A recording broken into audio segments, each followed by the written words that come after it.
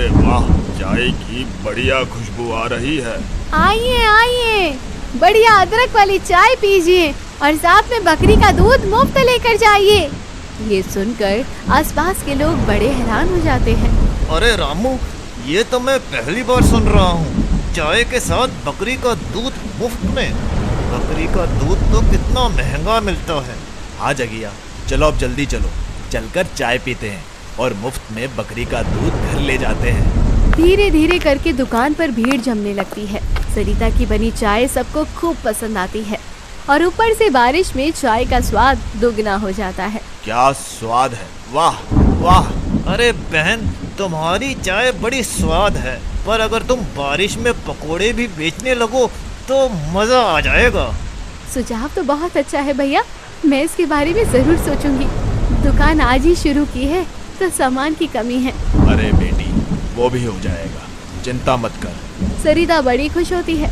धीरे धीरे गल्ला पैसों से भरने लगता है। बच्चे लोगों को कुल्हड़ में चाय के साथ बकरी का दूध मुफ्त में दे रहे होते हैं। देखते ही देखते कुछ दिनों में सरिता की दुकान खूब चलने लगती है। वो चाय के साथ साथ पकोड़े भी बेचने लगती है और पूरा परिवार हंसी खुशी रहने लगता है। पर एक दिन रास्ते में बिमला को मीना मिल जाती है। अरे बिमला, कैसी हो? और तुम्हारी फटीचर पड़ोसन के क्या हाल है? हाल या ठाट बाट, लगता है तुमको उसके बारे में कुछ नहीं पता। क्या नहीं पता? रातों रात उसने नया घर बना लिया, चाय और पकोड़ों की दुकान खोल ली और एक बकरी भी खरीद ली। ये तुम क्या कह रही हो? ऐसे कैसे हो सकता है? यकीन नहीं है तो खुद जाकर देख लो। मीना उसी वक्त बारिश में ही अपनी जेठानी सरिता के पास जाती है और उसकी दुकान और घर देखकर दंग रह जाती है। अरे मीना, तुम आओ आओ, क्या ये दुकान और घर तुम्हारा है? हाँ मीना, ये सब मेरा ही है। खैर तुम ये सब छोड़ो, पहले तुम चाय पकोड़े खाओ। नहीं नहीं, मुझे नहीं खाना कुछ, मैं जा रही हूँ। मीना अकड़ में वहाँ से चली जाती है और घर जाकर भोला को सारी बातें बताती है। अरे उनके पास तो खाने के भी पैसे नहीं थे, तो घर और दुकान कैसे खोल सकते हैं? जब मैं बोल रही हूँ कि मैंने अपनी आंखों से देखा है और मैं उस औरत से भी अभी मिलकर आ रही हूँ, पक्का कुछ गड़बड़ है। उसे जरूर कोई गड़ा खजाना मिल गया है। अरे मीना, छोड़ो ये सब, उनको खुश रहने दो। तुम तो अपना मुंह बंद ही रखो, समझे? मैं खुद जाकर देख लूंगी। रात होते ही मीना सरिता के घर छानबीन करने निकल पड़ती है। वो चुपके से घर में घुस जाती है और इधर उधर देखती है, पर वहाँ उसे ऐसा कुछ नहीं मिलता। यहाँ तो मुझे कुछ भी ऐसा नहीं दिख रहा, अब मैं क्या करूँ?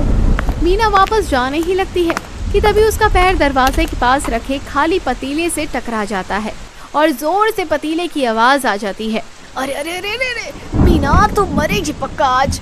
मीना उस पतीले को उठाती है और साइड में खड़ी बकरी के नीचे रख देती है और तुरंत बकरी के थनों से दूध नल की तरह निकलने लगता है और पतीला दूध से भर जाता है। और मोरी मैया, ये क्या गजब हुआ? अब मैं समझ गई कि ये चाय की दुकान कैसे खुली है और कैसे मुफ्त में दूध बांटा जा रहा है। ये बकरी तो बड़ी काम की है, इसे तो मैं ले ही जाती हूँ। मीना बकरी को उठाकर बाहर कदम रखती ही है कि बारिश शुरू हो जाती है। अरे ये बारिश भी ना, इसको अभी शुरू होना था क्या? मीना घर में इधर उधर देखती है और खूंटे पर टंगे जादुई छाते को उतार लेती है। मीना उस छाते को खोलती है और बकरी को लेकर वहाँ से फटाफट निकल जाती है और अपने घर आ जाती है। देखो जी, मैं क्या लाई। बकरी? ऐसी वैसी बकरी नहीं है, जादुई बकरी है, जादुई बकरी। क्या बोले जा रही हो तुम? और ये बकरी तुम कहाँ से ले आई? तुम्हारी उस मनूज भाभी के घर से। खैर वो छोड़ो और मेरा कमाल देखो। मीना जल्दी से एक बर्तन लेकर आती है और बकरी के नीचे रख देती है। बकरी के थनों से सचमुच दूध निकलना शुरू हो जाता है और देखते ही देखते पूरा बर्तन दूध से भर जाता है। अरे ये तो सचमुच जादू है। अब ये बकरी हमारे पास ही रहेगी और हम भी इसका दूध बेचकर अमीर हो जाएंगे। लेकिन भाग्यवान भाभी और उनके बच्चे बेचारे कहाँ जाएंगे? उनका तो सब कुछ इसी बकरी से चल रहा होगा ना। उन्होंने बहुत कमा लिया, अब हमारा भी तो भला होने दो। अब तो हमारे पास भी नया घर, गाड़ी, गहने और पैसा ही पैसा होगा। इतना लालच अच्छा नहीं है, लालच का नतीजा अच्छा नहीं होता मीना। अरे तुम चुप रहो। अगले दिन सुबह मीना उस बकरी को लेकर बाहर टहल रही होती है कि तभी वहाँ से रामू और जगिया गुजरते हैं। अरे देखो तो जरा, ये बकरी तो सरिता बहन की लग रही है। अरे सही कहा तुमने, चलो जल्दी से सरिता बहन को जाकर बताते हैं। दूसरी ओर सरिता और बच्चे अपना जादुई छाता और ढूंढ रहे होते हैं। हे भगवान, ये क्या हो गया? छाता छबीली दोनों कहाँ चले गए? इतने में वहाँ रामू और जगिया आते हैं। अरे बहन, हमने आपकी बकरी आपकी देवरानी के पास देखी है। क्या? मीना ने मेरी बकरी चुराई है? फिर तो पक्का छाता भी उसी के पास है। मुझे अभी मीना के घर जाना होगा। सरिता जल्दी से मीना के घर जाती है। मीना, मेरी छबीली मुझे वापस दे दो। चल जा यहाँ से, ये तेरी छबीली नहीं, मेरी मिश्री है, समझी? नहीं मीना, ये मेरी छबीली है। तुम बेशक मेरा जादुई छाता रख लो, पर मेरी छबीली मुझे वापस दे दो। ये सुनकर मीना और हैरान हो जाती है। जादुई छाता? तुम्हें शक है ना कि मेरे पास यहाँ घर कहाँ से आया? वो जादुई छाते से आया है। वो जादुई छाता तुमको तुम्हारी मर्जी का घर देगा, जैसा तुम चाहती हो। क्या? ये तो मुझे पता ही नहीं था। अब तो मुझे मेरी छबीली दे दो। नहीं नहीं, बोला ना, ये मेरी मिश्री है। चलो निकलो यहाँ से। मीना सरिता को वहाँ से भगा देती है। सरिता को रोता हुआ देख छबीली की आंखों में गुस्सा भर आता है। सरिता के जाने के बाद जब मीना बर्तन लेकर छबीली के नीचे रखती है तो छबीली के थनों से दूध की जगह कीचड़ निकलने लगता है। ची ची ची ची, ये दूध की जगह कीचड़ कैसे निकल सकता है? ये क्या हो रहा है?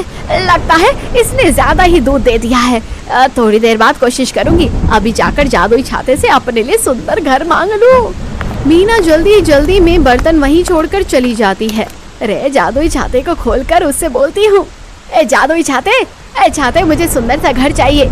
मीना के बोलते ही जादुई छाते से एक रोशनी निकलती है और मीना का पक्का घर मिट्टी के घर में बदल जाता है। अरे ये क्या हुआ?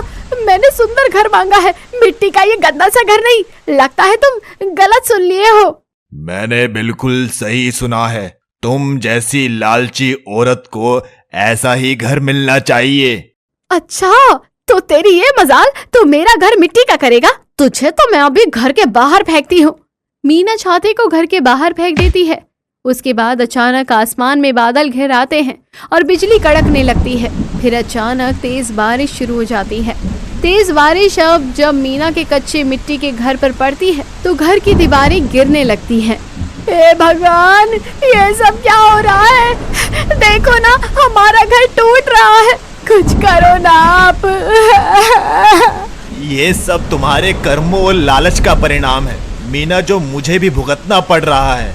बारिश तेज हो जाती है और ऊपर से बकरी के थनों से कीचड़ निकलना बंद ही नहीं होता, जिसकी वजह से पूरे घर में कीचड़ ही कीचड़ बढ़ता चला जाता है। अरे रे रे, ये बकरी रुकने का नाम क्यों नहीं ले रही है? अरे रुक जा, रुकती क्यों नहीं? ना बकरी रुकती है और ना बारिश। मीना का घर बारिश में ढह जाता है। भगवान, मुझे माफ कर दो, बहुत बुरी औरत हूँ मैं। मैंने अपनी विधवा जेठानी और उसके बच्चों पर भी तरस नहीं खाया, उनके साथ बुरा किया, उनकी बकरी और छाता चुराया, इसलिए मेरे साथ ऐसा हो रहा है। चुप हो जाओ मीना और चलो यहाँ से। कहाँ जाएंगे हम? सब बर्बाद हो गया। अब हम ऐसी बारिश में कहाँ जाएंगे? तुम चलो तो सही मीना, एक जगह है जहाँ हम जा सकते हैं। भोला जादुई छाते को उठाकर मीना और बकरी को लेकर सरिता के घर पहुंचता है। भैया आप, मीना तुम, मेरी छबीली और मेरा छाता। भाभी, आज हम बहुत मुसीबत में हैं, आपकी मदद चाहिए। आप पहले जल्दी अंदर आओ, देखो कैसे भीग रहे हो आप। सरिता सबको अंदर लेकर आती है। मुझे माफ कर दो दीदी, मैंने आपके साथ बहुत बुरा किया, इसलिए मेरे साथ भी ऐसा ही हुआ। मेरा घर बारिश में ढह गया, सब खत्म हो गया दीदी।